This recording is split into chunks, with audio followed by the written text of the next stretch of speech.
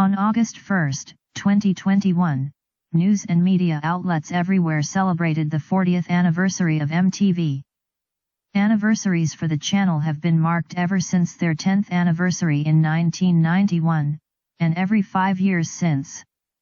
As always, the tradition calls for the dusting off and playing of the Buggles video Killed the Radio Star.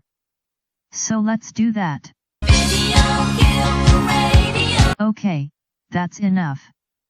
Actually, this video isn't a celebration of MTV, but instead a long overdue funeral. The groundbreaking MTV that changed television and the world itself, was only around for 5 years, after which programming that had nothing to do with music was introduced. The long sad decline had begun. By the 10th anniversary, 5% of the schedule was non-music programming. By the 15th anniversary, only 50% of the schedule was devoted to music. By the 20th anniversary, only 18% of the schedule was music, most of which aired between 1 a.m. and 6 a.m. weeknights. By the 25th anniversary, music was no longer on the regular schedule, other than the annual Music Video Awards. Today, well, this is the schedule. Instead of music videos, it is wall-to-wall airings of Ridiculousness, which goes on for hours. And days. And weeks. Certainly a channel not worth celebrating.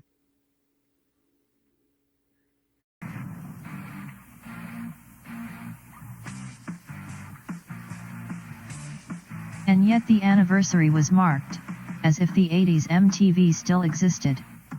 Everyone, from the nightly news, to the morning shows, to Entertainment Tonight Access Hollywood and Extra, to every newspaper and online magazine in America, celebrated the supposed milestone. Even NASA celebrated the event, by unveiling a statue of MTV's Moon Man at their rocket garden. Meanwhile, NASA just barely acknowledged the Space Shuttle's 40th anniversary this same year. Let's consider the other debuts from 1981 who also had their 40th anniversaries, but were ignored by the media. This would include Pac-Man and Indiana Jones. This is especially baffling with Indiana Jones as the franchise is still active, with the 4th installment currently being filmed. The call letters MTV is an acronym for Music TV, or Music Television. It was groundbreaking when it aired 24 hours of popular music programming. Today, it is no more groundbreaking than a test pattern. Of course, most of you probably remember the early thousands as MTV's best years, when it had compelling television like spoiled rich kids yelling at each other, and I am 13, and my baby is pregnant. The idea of a channel that aired nothing but music videos must seem primitive to you, especially in an age where every latest music video can be found on YouTube. So why are Gen Xers like me still complaining? Well, that takes a little context. You would need to go back long before YouTube existed. Long before the internet was capable of audio or video. Back to 1981, when we all barely knew what a music video was. Sure, we had a vague notion that a few short films existed to promote rock songs. We just didn't realize how many existed, and assumed the ones we did see were made specifically for the handful of variety shows that occasionally aired them. We didn't want or demand an all-music video channel, because the concept never occurred to us. That is until this media blitz. America! Demand your MTV! I want my MTV! I want my MTV! I want my MTV! MTV, music, television, video music, 24 hours a day, and it's stereo! Call your cable company and say, I want my MTV! The I Want My MTV campaign was relentless. The commercials were on all the time, and on every channel. And they did their trick. In no time at all we all wanted MTV. If you had cable, you did just as the advertisement instructed you to do. You called up your cable company and asked them to add MTV as a channel, often very rudely. For some the effort paid off immediately. Their cable company got the hint, and MTV was added within weeks. For others, their cable companies were not interested in adding MTV, and were especially not going to be pressured into adding it just because teenagers were relentlessly calling them. Those teenagers would spend years, and for some decades, pestering and petitioning their cable company and doing anything else they could think of to get MTV. But that was only if your town had cable, and most of us lived somewhere that didn't. The "I Want My MTV" campaign was a game changer. For the first time all of us who didn't have cable television began to realize these other channels existed. Those lucky bastards with cable television had a bunch of cool channels we didn't have. Why wasn't cable television in our city? So while some Gen Xers fought the good fight to get MTV added to their local cable company, the rest of us fought our local governments to get cable television itself. If there is anything MTV should be proud of, that would be causing the expansion of cable television to every corner of the United States. So we demanded MTV. And when we finally got it, we loved it. I recall when cable television finally came to my town. As the cable was strung over the utility lines street by street, one by one my friends got cable installed. And they all had the same story. The moment their cable box was activated, they immediately turned on MTV and watched it non-stop for the rest of the day. But what we didn't realize was the MTV we loved and fought to get onto our collective television sets was already doomed. In its first few years MTV had become a major success. Which is why Viacom bought it in 1985, and immediately installed their executives in charge of the channel. First order of business was to fire all 5 of the original VJs.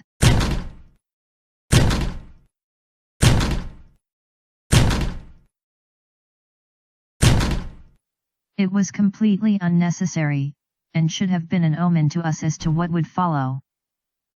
A daily game show popped up on the schedule. One that asked contestants questions about classic sitcoms. Why the hell was this on MTV? Then came a weekly show covering extreme sports, and another weekly fashion show hosted by Cindy Crawford. A weekly hour-long reality show with a mixed group of young adults living in the same house. And then a cartoon. And another cartoon. And another cartoon. And another cartoon. And then a puppet show. Then more game shows. And then sketch comedy shows. And even the random public access show the executives found on Manhattan Cable. What at first was a half-hour a day without music videos, became the entire 7 p.m. hour gone, which became the entire prime time gone, then 5 p.m. to 11 p.m. gone. And then entire weekends gone as every series had a turn with its own weekend marathon. MTV justified this intrusion of non-music programming on a music channel as shows created specifically for the MTV audience. The MTV audience disagreed. The biggest complaint by the viewers was that every time they tuned in for music videos, they got one of the other shows instead. When it became apparent that MTV viewers were not clamoring for something other than music videos, the executives gave the excuse that the channel was losing viewers, and they needed what they called long-form programming to boost the ratings.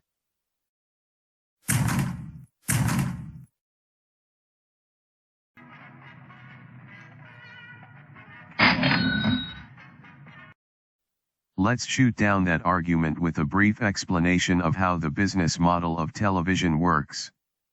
You start with the television station. A building with a couple of studios, various control rooms and electronic equipment, various staff, etc. All which costs a lot of money. Producing your own programming like the local news, that costs a lot of money. Licensing pre-made programming like Star Trek reruns, Bugs Bunny cartoons or recent theatrical movies, that costs a lot of money. Sending your programs over a broadcast tower costs a lot of money. To pay for all this expense, you get advertisers to buy commercial time.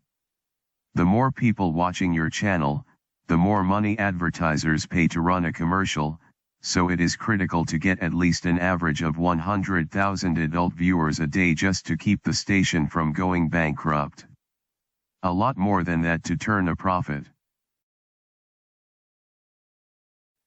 Broadcast stations have a range of about 70 miles, which is why they are usually clustered next to large population centers like cities.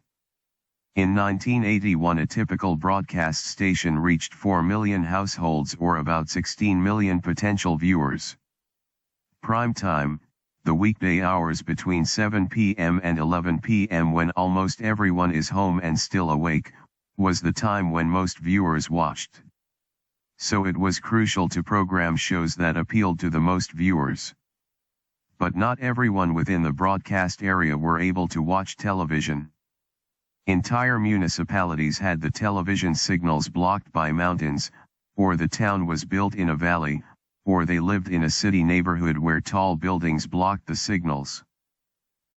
Sometimes they lived outside the broadcast range of the closest stations. This is where cable companies came from. They would build an antenna in an area where reception was perfect, then boost the signals and send them over a cable to a town that didn't have reception.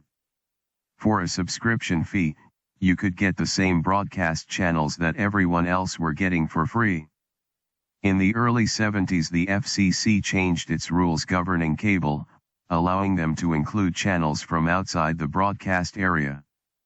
This allowed the launch of the first two cable channels, HBO and TBS. Unlike broadcast television, which used a broadcast tower to transmit a signal only capable of reaching a 70-mile radius, cable television sent their signals via microwave to a satellite, which would beam microwaves back down to the Earth's surface, allowing anyone with a satellite dish on the American continent to receive the channel. But since the average American didn't have access to a satellite dish, and cable companies did, the only way to get HBO and TBS would be if the cable companies added it. In 1981, 16 million households had cable television, which was about 64 million viewers. All TBS needed to do was convince half of the cable companies in America to carry their channel, and they would be available to 8 million households, twice as many households as a broadcast station. With the success of HBO and TBS, other cable channels were launched. And since cable channels were in anywhere from twice as many households as broadcast television to 4 times the households as broadcast television, they could turn a profit on low-rated programming, such as 24 hours of music videos. Cable television promised to cater to the forgotten Americans with programming broadcast television would not touch because it got low ratings. It became revolutionary. Cable offered television programming that was absent from commercial broadcast television. And because of that, became attractive to the rest of America. It didn't matter if you lived in an area with perfect reception. You wanted HBO, CNN, ESPN, TBS, USA, Nickelodeon, and MTV, which could only be found on cable. So cable expanded out of the low reception areas and into the cities and towns that never needed it before. This was how many towns had cable television in 1981. By 1990 it had grown to this many towns. If anything, MTV's audience was growing by the millions. When Warner Amex launched MTV in 1981, they only expected daily viewership in the hundreds of thousands. The fact that it became so popular, and was added by more than half of the cable companies, was an unexpected success. Much like other cable channels, MTV was capable of turning a sizable profit on low ratings. The claim that MTV needed high ratings was bullshit. Unfortunately, once MTV began chasing ratings, the other cable channels followed. By the year 2000, the adventurous programming that made cable worth subscribing to was mostly gone, replaced by endless reruns of network series and derivative reality shows. The music video format was so inexpensive that it made money for MTV even under the lowest ratings. Viacom had bought MTV specifically because it made a lot of money with minimal production costs. The boost in ratings from non-music programming may have earned MTV more money, but the combined production cost of MTV's non-music programming ate into whatever profits the boost had earned. The channel would have made more money in the 90s had it only aired music videos. Plain and simple, the Viacom executives put in charge of MTV found the 24-hour music video format boring. They got into television with dreams of being the head of a network, not as a babysitter for a cable channel that had no original programming. They decided music videos had no future, which was a good excuse for them to green-light their own original shows. And to prove music videos were on the way out, they sabotaged the programming with a repetitive playlist, and fired any VJ that became popular. MTV was built by visionaries who dreamed of a 24-hour music channel. Its I Want My MTV advertising campaign found millions of Gen Xers who loved the idea of a music channel, many who went through a lot of trouble to get that channel into their homes. The amazing ratings MTV had during their first 5 years was strictly from those Gen Xers who wanted a 24-hour music channel. Nobody else was watching it. It was a channel we helped build. It was our channel. And then some douchebags in suits took it away. And in the most cruel way possible. Those douchebags whittled the music content down bit by bit, allowing the original MTV viewers to watch their channel go through a slow painful death. But if that was not bad enough, they spent the 90s dangling MTV2 in front of us. It was promoted as a 24/7 music video channel, with an eclectic playlist that aired any and every music video in existence. It was to be the replacement channel for all the disenfranchised MTV viewers. But it was only available on satellite. MTV spent years promoting a channel most of us could not see. They even teased us with an A through Z marathon of every music video ever made up to that point shown in alphabetical order. And then finally in late 2000, cable companies across the United States launched their fiber optic digital cable services. You could finally get MTV2, just in time to watch them remove the music videos from that channel as well. So much for it being a make-up channel. Now, I am not going to deny that the MTV that existed after 2000 wasn't well loved by those who watched it, some who were original MTV viewers who probably did grow tired of the 24-hour music video format. I am not going to deny that MTV in its third decade didn't luck out on a string of hit programs that brought the channel the ratings it would have never got with the 24-hour video format. An average episode of Jersey Shore brought in 9 million viewers, which is far more viewers than the music videos were getting. But that does not change the fact that the original MTV was taken away from its core viewers. And they have a good reason to feel pissed. It also does not change the point of my original complaint. That a channel that no longer exists, is still celebrated. MTV 1981 is dead. The men and women who created, founded, and launched it, were pushed out long ago. Its original viewers were almost entirely driven off in the 90s.